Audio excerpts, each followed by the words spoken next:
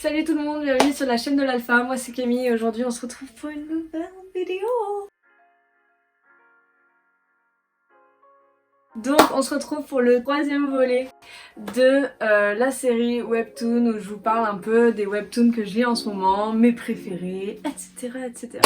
Donc il y a juste une abonnée sous ma première vidéo qui m'a fait remarquer que les webtoons en fait ce sont des mangas adaptés coréens et les mangas coréens s'appellent des manhwas. Bon maintenant on peut en poster de n'importe quel pays mais de base ça vient de la Corée donc c'est pas des mangas mais c'est des manhwas. J'ai été super surprise de tous les commentaires que j'ai eu sur mes vidéos qui parlent du coup de l'application Webtoon et ça me fait grave plaisir. Et dedans vous m'avez conseillé plein de manhwas et je me suis dit que c'était l'occasion de vous faire une vidéo où je lisais les webtoons que vous m'aviez recommandés. Donc je vais vous faire la liste de tous ceux que vous m'avez recommandé. Bon entre temps on en a recommandé encore plus mais je veux pas que la vidéo elle soit trop longue. Donc du coup il y avait l'œuf, Tower of Gods, l'impératrice remariée, Question d'âge, c'est tout ce que j'ai lu, mais en plus il y a Future Romance, Duke's Maid, Save Me, Dead Life et Devil Number 4. Je crois que la plupart ils sont disponibles en français. Ouais, tous en fait. Et c'est juste que moi du coup, vu que je lis en anglais, je suis allée plus loin et je les ai lus en anglais pour voir vraiment tout le déroulé de l'histoire et vous donner un peu un avis entre guillemets final pour voir si il n'y avait pas juste le début qui était bon et que genre sur la continuité c'était pas mal. Alors le premier, je vais vous parler de l'œuf. Alors, l'œuf, qu'est-ce que c'est? L'organisation de la ville est un peu gérée par une IA dans le sens où cette IA, elle va être chargée de te trouver la personne avec qui t'es destiné. Elle fait ça via ton empreinte digitale parce qu'on a découvert que plus ton empreinte est proche de ton partenaire, plus t'avais de chance de tomber amoureux de lui et quand t'es amoureux ça veut dire que t'es heureux donc du coup tu t'investis dans ton travail et donc du coup la boîte dans laquelle tu bosses elle fait des bénéfices et donc du coup bref c'est une spirale positive. Dans cette société tout est basé sur l'œuf, le programme. Par exemple si tu veux demander un crédit à la banque il faut que tu indiques ton score l'œuf de compatibilité avec ton partenaire. Vous ça dit ok ah bon bah t'as 80% de compatibilité avec ton partenaire mais écoute ça veut dire que vous êtes très heureux donc du coup on vous fait un taux à je sais pas à 0,5% genre un truc de ouf. Et il y a des gens par exemple qui au contraire ont un taux de compatibilité l'œuf mais très bas et donc du coup non on va pas vous faire un prêt, vous êtes pas très sûr, vous êtes pas très stable financièrement, bref tout ci tout ça.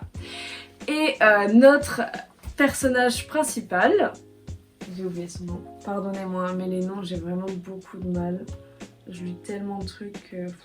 One eternity later. Béatrice. Ok, donc notre personnage principal, Béatrice, est en fait une personne qui est grave contre ça.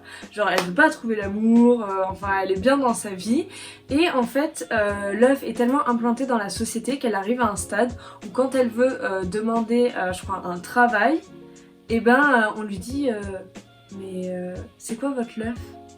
Alors qu'elle a un dossier parfait et tout, elle est excellente scolairement, elle a fait plein de stages, bref elle est super qualifiée pour le job. Et elle est un peu en mode mais wesh les gars, enfin genre mon score l'œuf ça va pas interférer dans mes affaires quoi. Et du coup ils lui disent ah non on peut pas analyser votre candidature sans votre score l'œuf. Donc du coup à contre-cœur elle va à l'agence et elle est en mode c'est bon est-ce que je peux m'inscrire s'il vous plaît? Et elle a un score hallucinant. Elle a le plus gros score de compatibilité de l'histoire de l'œuf. Et donc là, tout le monde est en mode oh mon dieu, mais c'est trop cool et tout. Mais il n'y a pas que ça les gars. Encore d'autres rebondissements. Elle a 2 mecs avec exactement la même compatibilité. Donc ça veut dire qu'elle a 2 personnes potentielles avec je crois 97% de compatibilité et là tout le monde est en mode mais tiens mais comment elle va faire pour choisir? Parce que Enfin du coup ils voient que par le score love et du coup ils sont juste en mode, c'est comme un robot où tu lui dis trouve-moi la meilleure solution et là il a deux solutions qui ont exactement le meilleur pourcentage de réussite. Donc du coup tout le monde est en mode oh mon dieu, oh mon dieu, oh mon dieu, erreur 404, comment elle va faire? Qui sera le meilleur partenaire? Donc on découvre un peu qui ils sont, etc. Mais je vais pas trop vous spoiler non plus parce que je vous ai quand même raconté un bon début. Donc voilà, et je vous avoue que moi je l'avais déjà vu plusieurs fois dans mes recommandations cette histoire. Et en fait la miniature de l'histoire, elle m'avait mais pas du tout attirée. Je pensais que c'était un truc mais genre trop cucu, enfin genre un peu nul, vraiment. Et au final je suis contente que vous m'en ayez reparlé parce que du coup je me suis rendu compte que en fait c'était sympa hein, voilà. Du coup je vous le recommande. Ensuite Tower of Gods. Celui-là, je l'avais déjà commencé. Donc du coup j'ai recommencé à le lire, cette fois-ci je l'ai commencé en français et peut-être que je pense que c'est ça qui à l'époque m'avait un peu repoussé de le lire jusqu'au bout parce que justement genre c'était en anglais et je devais pas avoir un très bon niveau ou je sais pas un truc comme ça, bref. Du coup notre personnage principal c'est un mec donc il s'appelle le 16e Bam, bon du coup tout le monde l'appelle Bam. On comprend qu'il a un peu grandi et il connaissait une seule personne, Rachel. Émotionnellement c'est encore un enfant donc il est grave attaché à Rachel, enfin elle signifie un peu tout son monde. Un jour, Rachel dit non mais je veux rentrer dans la tour et tout, je veux monter voir les étoiles parce que elle, son rêve, c'est un jour voir le ciel étoilé parce que là où Rachel et Bam sont, c'est une cave un peu hyper sombre où il y a juste un faisceau lumineux. Et donc du coup elle veut monter voir les étoiles et du coup elle monte dans cette mystérieuse tour et on est un peu en mode qu'est-ce que c'est? Quand Rachel elle entre dans la tour, il décide de la suivre. Donc qu'est-ce que c'est la tour? La tour c'est à chaque étage de la tour il y a un niveau et quand tu arrives au dernier étage tu te fais exaucer un de tes souhaits les plus chers et dans le cas de Rachel on sait qu'elle veut voir les étoiles. C'est un peu l'épopée de Bam qui gravit la tour à la recherche de Rachel. Sur le chemin, il se fait des amis et puis on apprend de plus en plus sur le fonctionnement de la tour. Je vous avoue qu'au début, genre j'étais pas du tout chauffée par ça et franchement c'est vraiment bien. Genre, vous pouvez me croire. Ça m'a fait un peu penser à SAO, Sword Art Online, genre un peu plus complexe parce que du coup il y a vraiment une histoire de la tour, enfin tous les personnages ont un background, c'est pas juste des personnes qui arrivent comme ça et qui sont en mode ok on va gravir la tour et on va battre tous les niveaux. Il faut savoir juste un truc, la version française je crois qu'elle s'arrête au 200e chapitre, un truc comme ça, et je vous avoue que j'ai lu la fin et j'étais en mode je déteste ce webtoon. Genre je l'ai arrêté, j'étais vraiment mal. C'est de la grosse merde. Arrêtez cette fin. Et puis après j'ai un peu surmonté ma frustration et je suis allée sur la version anglaise et sur la version anglaise ils ont genre 150 chapitres de plus. Juste après la fin des 200e chapitres ou 150 je sais plus. Genre vers là, dans ces zones-là. Elle renaît un peu de ses cendres, genre elle repart sur un peu une sorte de nouveau départ. Genre vous allez être un peu déstabilisé au début, faut s'accrocher, faut lire je sais pas, je pense une trentaine de chapitres et après elle repart vraiment un peu comme avant et donc du coup genre c'est trop cool. Donc prochaine histoire. C'était trop nul. Alors, vous m'avez conseillé plusieurs histoires sur des impératrices, shit like that. J'insulte pas vos recommandations, c'est juste des trucs du style. Donc il y avait la duchesse déchue et l'impératrice remariée. Je vais vous faire ça un peu de pair. Donc l'impératrice remariée. Donc l'histoire en fait elle commence dans un instant présent. Instant présent, on voit un grand mec BG, on déduit que c'est l'empereur qui a accroché à son bras une jeune fille très ravissante et il dit à l'impératrice je veux que nous divorcions. Et là tout le monde est en mode oh côté. Et donc du coup l'impératrice elle dit ok à une seule condition, je me remarie. Et là, bam, tout le monde est en mode oh mon dieu, elle se remarie en plus. Et donc là, il y a un quatrième personnage qui rentre en scène, un BG. Elle annonce qu'elle va se marier avec lui. Et là, bam, et on revient en arrière. Et donc du coup on revient au moment où l'empereur il est marié à l'impératrice, donc on apprend qu'ils sont fiancés depuis leur plus jeune âge, ils se voient genre une fois par semaine et ça leur va très bien. Un jour l'empereur revient avec une petite chou. On apprend qu'elle s'appelle Racha et il commence à passer de plus en plus de temps avec elle et on est un peu en mode wesh mec, enfin je veux dire... T'as quand même une impératrice. Dans leur monde, c'est normal pour l'empereur parfois d'avoir des concubines. Et donc du coup, il y a cette Racha qui commence un peu plus à se lier dans la vie de château. Et là, il y a le nouvel an qui approche, plein de nouveaux arrivants. Un mec très en vogue qui va arriver, qui est réputé pour être un bourreau des cœurs. Donc tout le monde est en mode vas-y l'impératrice, venge-toi. Et donc du coup voilà. Bon, c'est pas non plus du grand tsar, enfin genre ça détend, ça fait rire, ça fait un peu glousser, il est trop beau.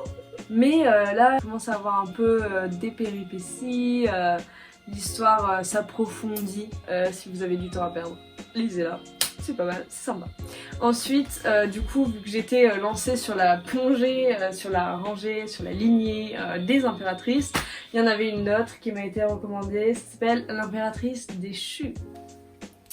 Donc du coup, notre personnage principal c'est une bégette aux yeux violets, cheveux violets, genre la meuf badass et tout. Ensuite, il y a l'empereur et il y a l'impératrice. Et l'impératrice, mais tout le contraire de notre personnage principal. Donc on arrive, le premier chapitre, c'est du coup le mariage de ces deux. Et on voit notre personnage principal, la dame, et l'impératrice et l'empereur, ok?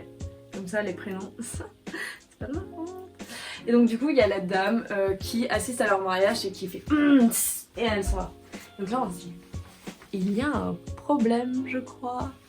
Et en fait on apprend que de base c'était elle qui était censée être l'impératrice. Et qu'elle s'est fait piquer sa place. Et donc là on se dit ah putain ça va être le classique, tension à la cour, enfin genre ça va pas voler très haut, messe basse, cou tordu, tout ce que tu veux.